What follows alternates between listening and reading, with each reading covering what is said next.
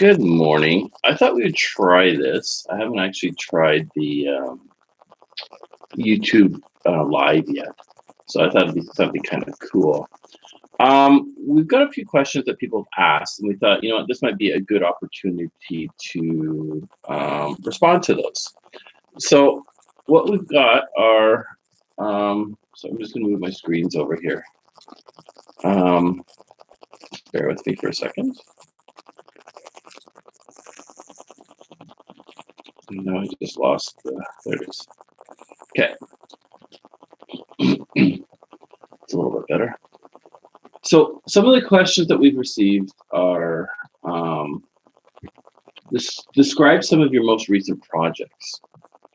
We've had a lot of unique projects over the years. We do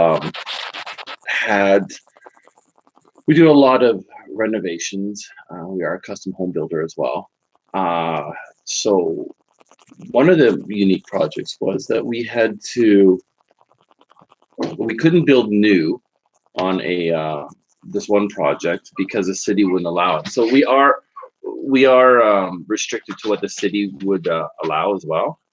So with that project, we had to renovate. And when we renovate, stop please.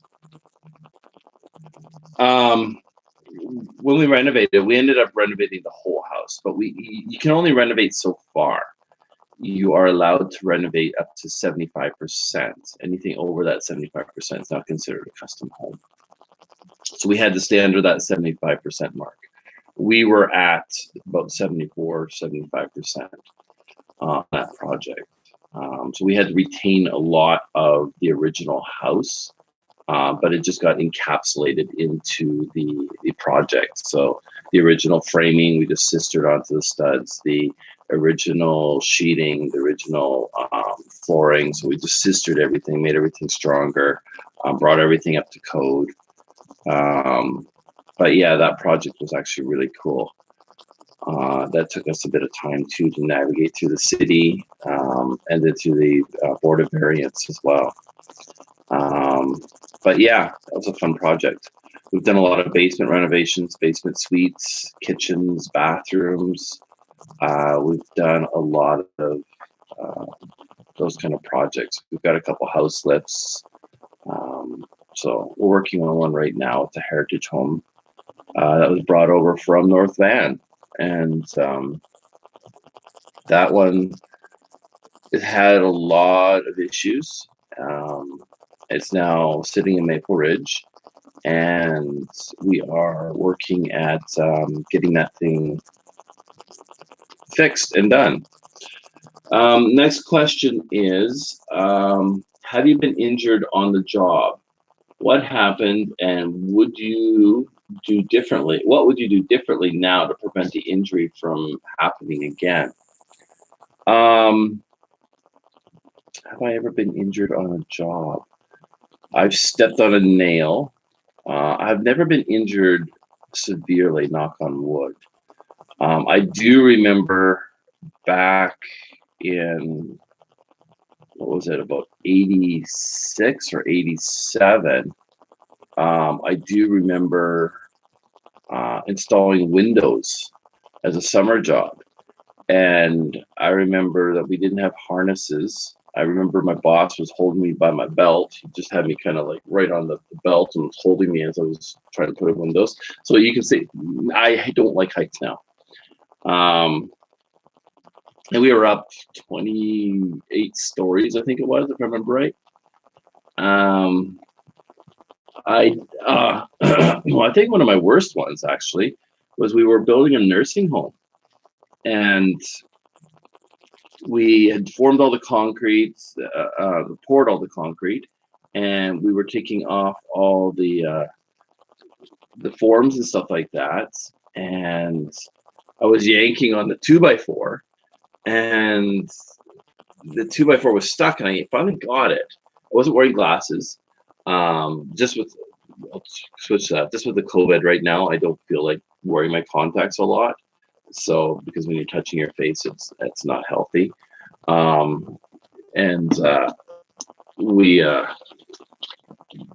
Anyway, I wasn't wearing my glasses at that time. And so I'm pulling off this 2x4, and I'm yanking on this 2x4, and suddenly it gave loose and smack right in the face, right in the eye. Gave me a black eye, and yeah, it wasn't a lot of fun.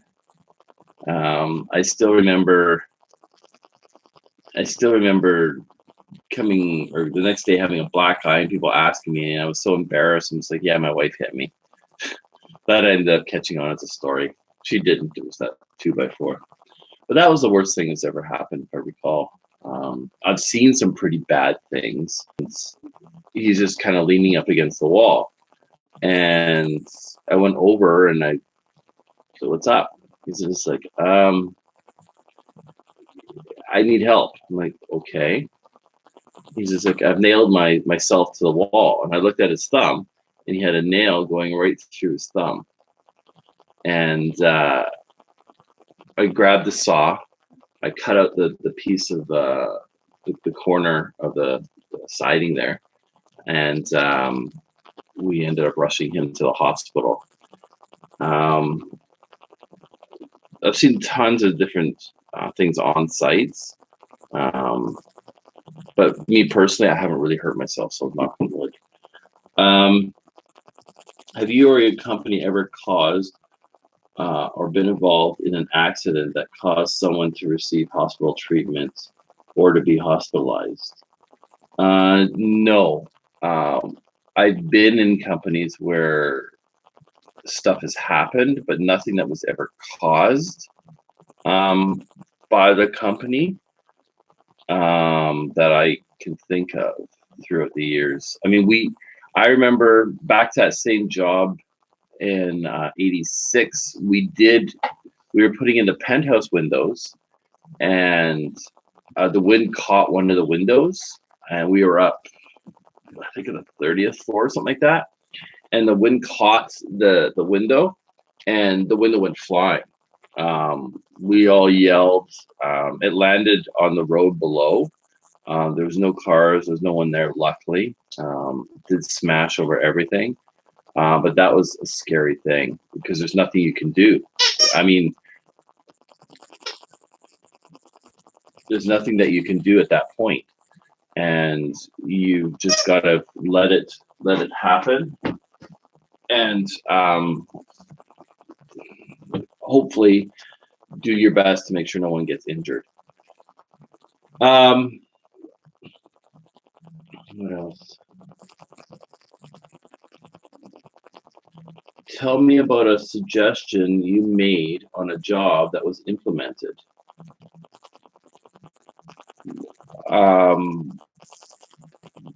Basically everything we do. All stuff that we have that is implemented is all stuff that we've put together from throughout years of experience from myself and all the other Ridgewater crew in order to keep people safe and to do the best for clients and for us. Tell us about the biggest roadblocks you've encountered during a project. How did you resolve them? Being renovations, you get a lot of issues that pop up, and it's being honest with your clients and showing them what they need to do and the costs that are involved with it. But I think one of the most important things is that clients need to trust their contractor and to have that open communication with their contractor. So that is something that's important, and that people have to remember as well. That their contractor is there to help them, and that they need to trust their contractor.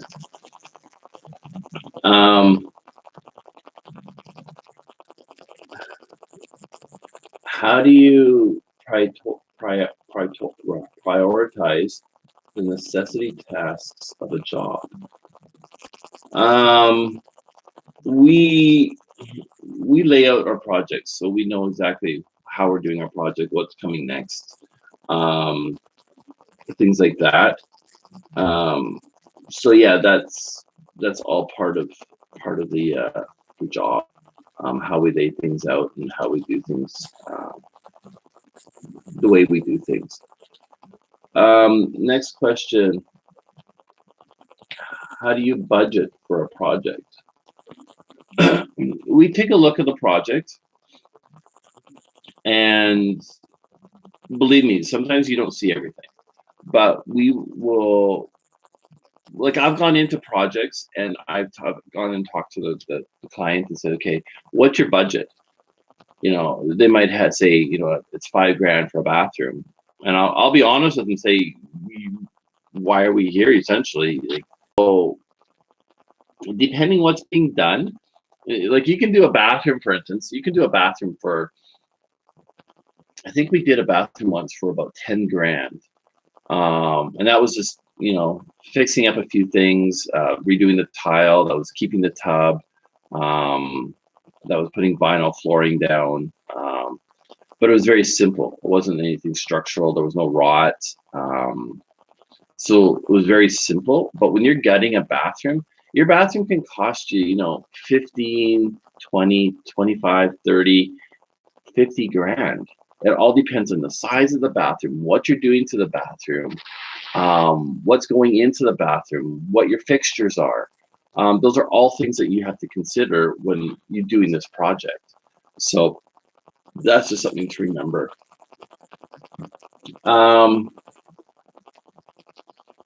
So back to that question: how do you budget?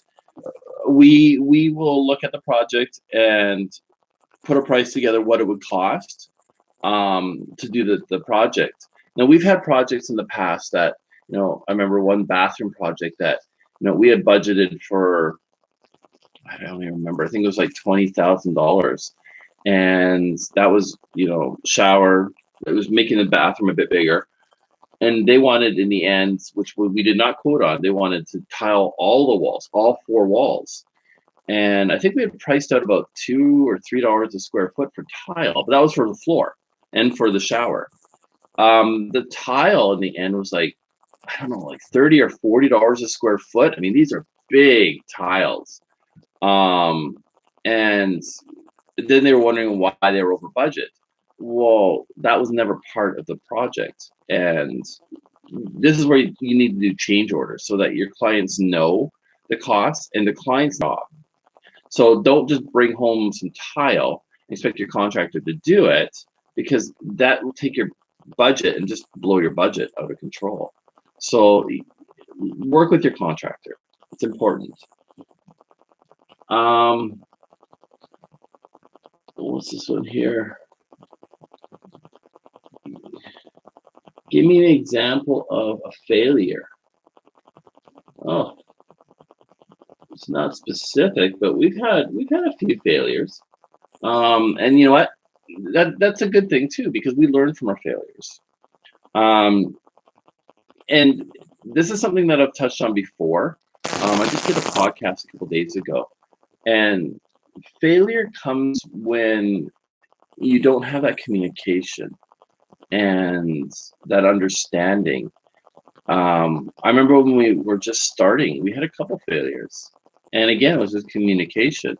The homeowners wanted one thing, and then that project grew, and we had told them it was going to cost more, but they were expecting to stay in the same budget. If you're adding stuff to your project, it's not going to stay within your budget. It's not going to stay the same. But I guess that communication wasn't there. So that was a failure on us. And the bugs us is that in this industry, a renovator is not required to be licensed. And if you are a renovator and you're not licensed, well, there's nothing saying and nothing out there saying that there's a certain way of doing things. Yes, there's code to do, but you've got a lot of these guys that, they don't know what they're doing. And we were called to look at this project. A friend of ours, a guy actually that used to work for us, he was friends with this guy. and he called us in to look at this project.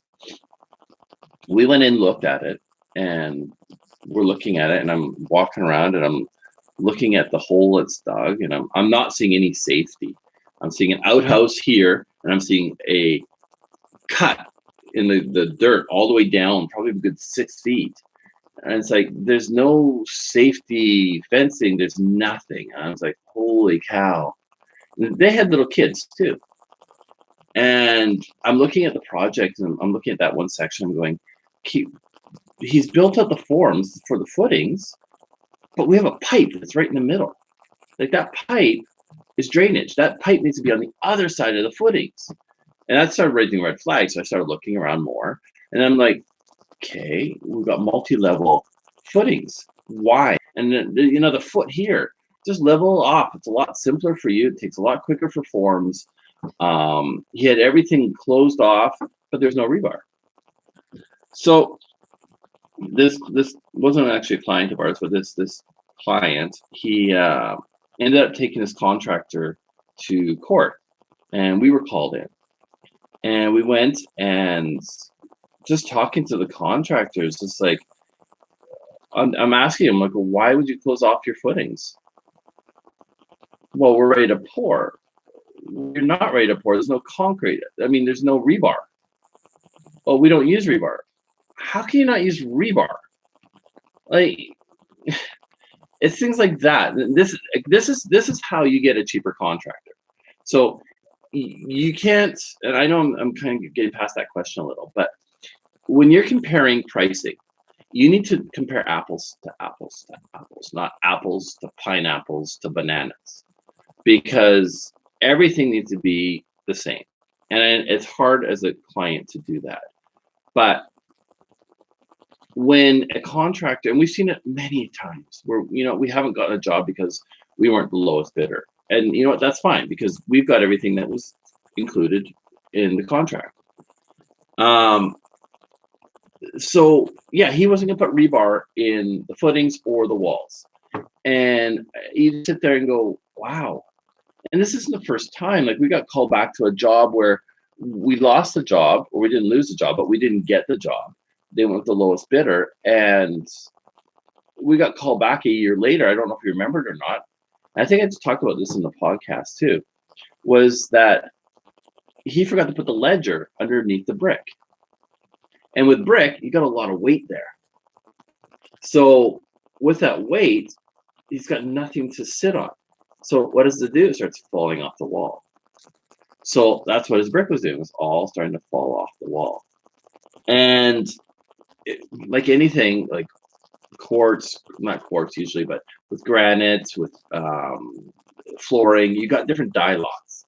And if you don't get stuff at the same time, it's hard to match that die lot. So with that brick, we couldn't actually match. And I told him, I said, we're not going to do this job. You chose to go with the cheapest person, and now it's going to cost you a lot more than it would have cost you if you would have gone with the correct contractor. Because now all those bricks got to come down. It's got to be done correctly, and then your job will be okay. I don't know what else was done, but as far as this part goes, then it'll be fine. So things like that are things that bug us a little.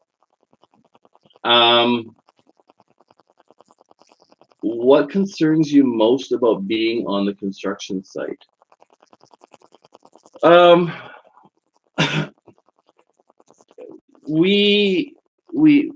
One of the things that concerns me the most is when clients get involved. Let your contractor do their job. When you come to site as a contractor, you want to know that the site is how you left it. You don't want to come in and find that, there's flooring that's been removed, there's a roof that's been removed, there's walls have been removed. Because how does this affect the job? How does this affect it structurally? How does this affect safety?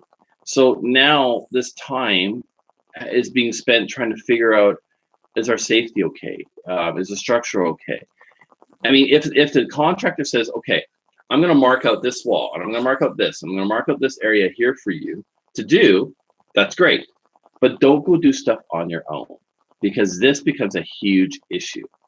You can't bring people into a job site, family, friends, and stuff like this. There's safety issues. So those are things that you need to remember as well, that this is a construction site. It is no longer your house. It is in the hands of the contractor. They are in charge.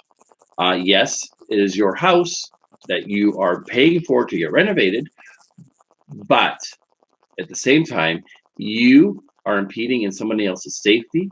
You're getting involved in something that affects your safety as well. So these are things that you need to be careful of.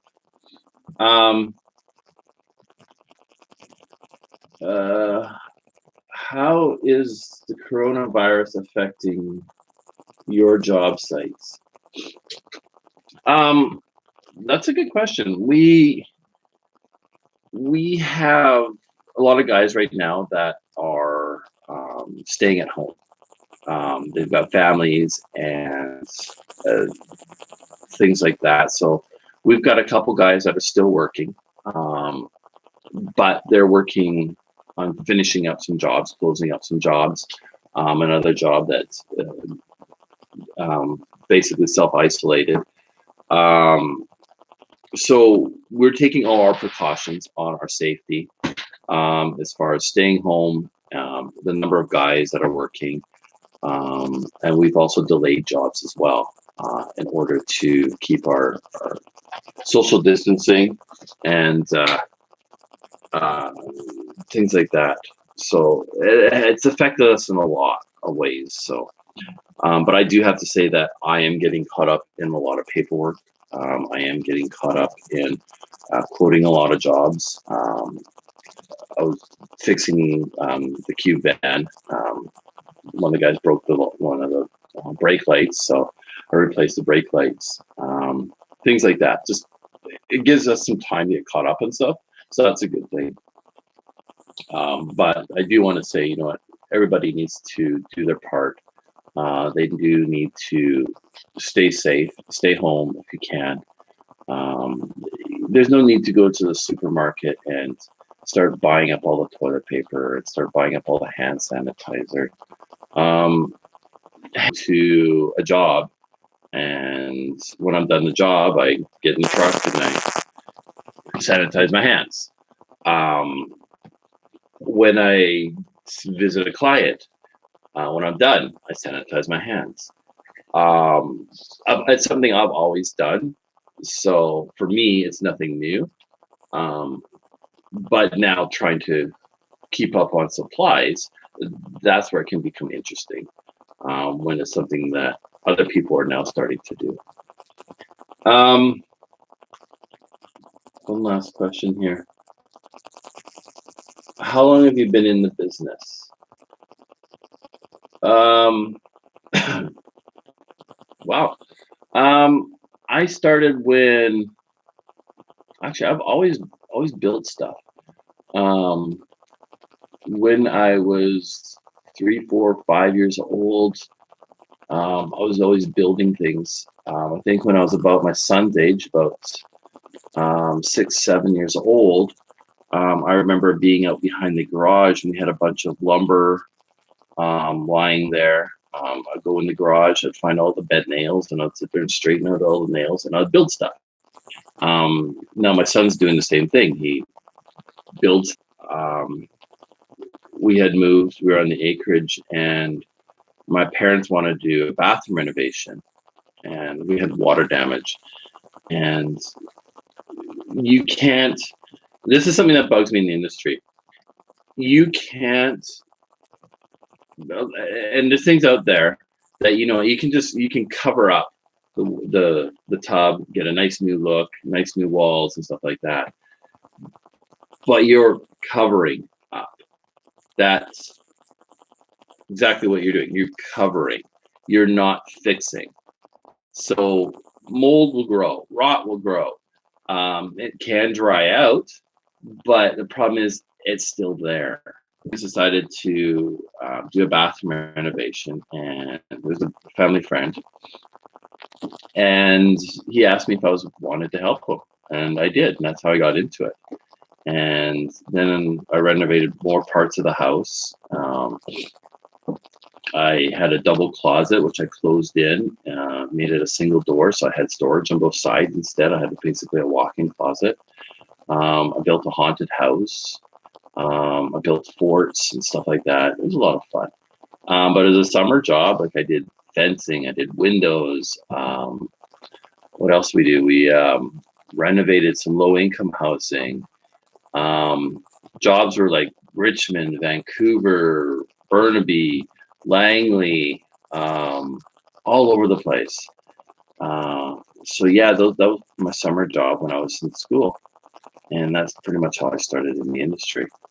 I did get out of it for a while. I've always been kind of a business person, so I had a design business, and I've always been very artistic as well, so I like to design. So I did that for a few years, but I was still building at the same time. So it was kind of a part-time thing. And then later on, I kind of got out of it when I was managing a gym and a soccer arena. And then I got out of that and got back into construction, kind of combined the two, more of management and construction. So that's kind of how I got into that. One last question here.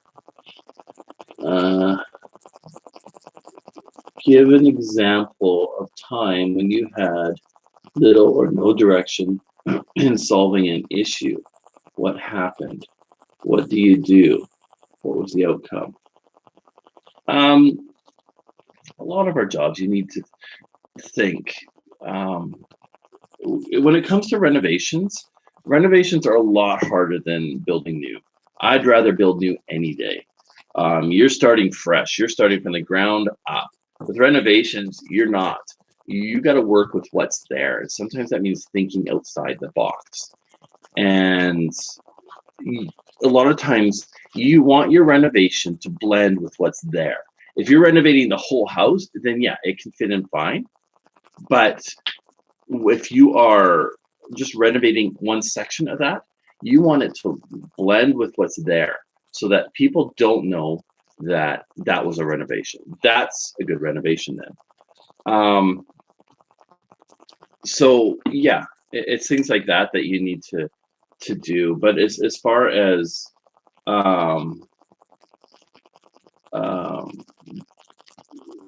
solving an issue, we're solving issues all the time. We find hidden junction boxes. We find what do we find? We found, studs that were missing. We found asbestos buried in the walls. We found vermiculite. We found fire damage. We found termites. We found dead animals. We found some cool stuff that you find is some artifacts. Like you'll find some old Pepsi bottles or beer bottles or paper. Sometimes the insulation is newspapers, so that you can kind of find some cool articles and stuff like that.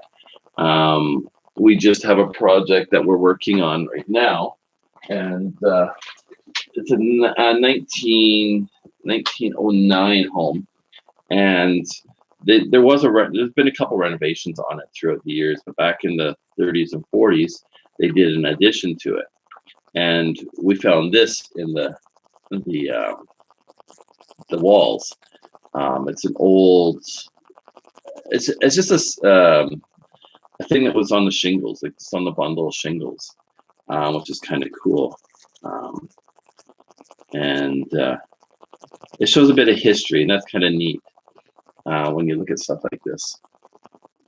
But yeah, as far as finding stuff, you can find tons of things. I remember one job, like there's been so many different jobs, so that means sometimes they kind of blend, but when we had one job where we were building a shop, and the issues there was, the creek. So we had to be careful of that. Even though the creek was on the other side of the property, we still have to be careful of that. Other things is, you have to wait for government things for when you're dealing with property, with farms and stuff like that. Grandfathering some things. I mean, there's a lot of things that, as a renovator, you need to know your way around things. As a builder, as building custom homes, it's a lot easier, but things are getting a lot more difficult in that way, where we're wanting to make things a little bit better to create a stronger house and a better house and a healthier house. Which in renovations, you don't have a lot of that. So, because you're bringing things up to code, but there's only a certain amount of things you can do as well. And one last question here. We're going on 37 minutes here. What concerns you most about being on a construction site? Just safety. Making sure that, things are done properly. Guys are being safe, they're not goofing around. And excavating, I put a stop to it that, these cribs actually have to go in a bit because we're too close to that excavation. And what will happen if you got a crib that's sitting here and you're cutting here, you got to cut on an angle. But if your angle's too not an angle enough, then your ground could start sloughing, and then that crib could fall in, and then that house that's up there can end up coming down on you. So that might not be a lot of fun. Yeah, and that's it. If you've got any other questions, feel free to email us. We'll try to do question and answers maybe once a week, maybe once a month, and see where we go from there. It's looks like it's gonna be a nice day here today, so the rain has stopped. I've got to get out and pick up some stuff from a site we're just wrapping up. So yeah, hope everybody has a great day, and stay safe, stay home, and be nice to those cashiers and people in the grocery stores. They're dealing with a lot as well as a hospital. So be nice to them and don't be rude. Just help them out and be kind to them as well. So that's all I have to say, and we will see you later. Thanks for joining us.